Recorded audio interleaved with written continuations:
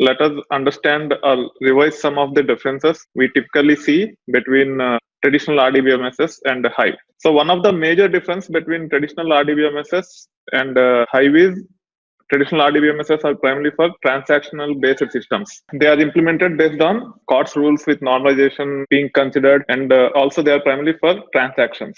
Means if it is a bank application or if it is a e-commerce platform, those are the kind of applications we typically build using traditional RDBMSs. Whereas Hive is more of a offline data processing tool. Not only Hive, but most of the tools on top of HDFS, whether it is MapReduce or Spark or Hive or Pig, all these are for offline batch processing. Hive provides you the capability to create databases so that you can use SQL for data processing. That is the most fundamental difference. If anyone asks you for the difference between Hive and Oracle, you should tell that. Oracle is a OLTP real-time transactional based database, which means that we can build any real-time transactional based applications such as banking or e-commerce platforms on top of it.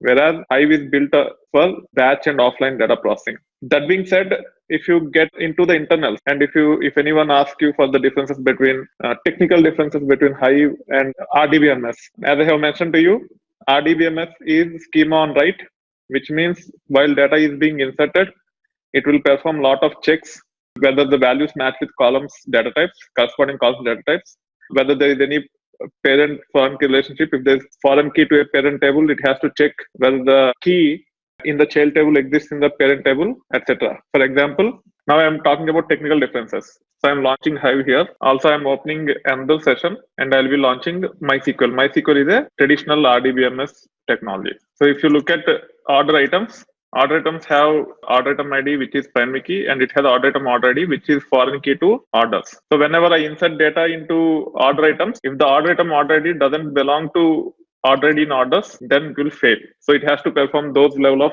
constraint checks while loading the data. Whereas in Hive, there is no primary key foreign key relationships. Even if there are, they are only for the informational purpose. If you go to the syntax of Hive, here I'm going to the syntax of creating Hive tables. If you go to this DDL statements and if you scroll down a bit, they say primary key and also foreign key. So even if you create tables with the primary key and foreign key, it doesn't enforce the constraint checks. It will just load the data. It's only for informational purpose. So if you just want to know how the tables are related in the source from where you loaded the data, if you want to preserve that information, you can define like this, but it will not enforce. So this is that's why it is schema on read, which means that when the data is being loaded into Hive tables, there won't be any constraint checks or data type checks, etc. Except for insert statement, there will be some, but not all, the way it happens in RDBMS.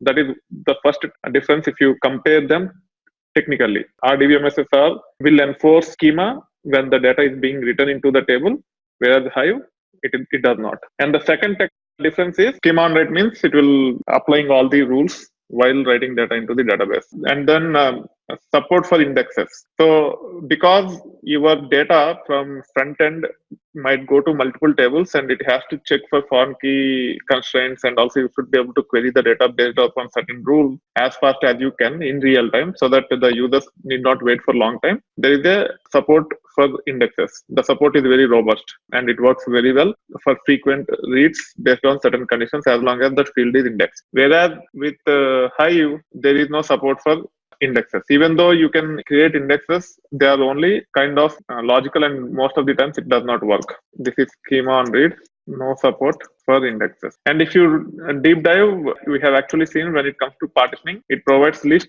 range, and hash partitioning. In Hive, we see partitioning, which is nothing but list, and then bucketing. These are the only two things which are supported in Hive. So like this, there are few differences. You just need to understand most of these things so that you can face the questions from the clients or whoever it is when you start working on projects. Now let us get into SQL. We typically select the data or project the data the way we want from the table. Second one, filtering. Filtering can be horizontal, means at the row level, you can filter by applying certain conditions and get whatever rows you want to get. And also vertical, which means you only get whatever columns you are interested in. You will not be getting all the columns most of the times. You will be getting only the columns you are interested in. That is kind of vertical filtering. And for that, we again use select. itself. But for typical filtering, we use where condition if you want to filter on row level. And then you do the aggregations. Examples of aggregations are sum, min, max, standard deviation, variance, average. All these are aggregations. Mean and average are same. And then you will be sorting the data. It can be global or based on a key. And then finally, we will be performing ranking. Okay, so these are the things which we typically do with SQL. Apart from this, you will not be doing much. But when you get into a bit more technical, these things has to be mixed with joins. So if you have to get data from multiple tables, then we use joins, and also sometimes we use set operations. So if you have two similar tables, and if you want to get a union of those two tables or two datasets or intersection of two datasets, difference between the two datasets, we perform set operations. These are the only things we will do with SQL. You don't do more than this, whatever technology you are using on top of SQL. It can be Hive, it can be Oracle SQL, it can be Teradata SQL. It can be any SQL. At most, we'll be doing these things with SQL. If you know how to do these things with SQL, you can actually be a lot more productive in your day-to-day jobs, and also you will be very comfortable in facing data engineering interviews. Okay. On top of this thing, you need to know programming either by using SQL or Python, because you have to build certain things around this. Okay.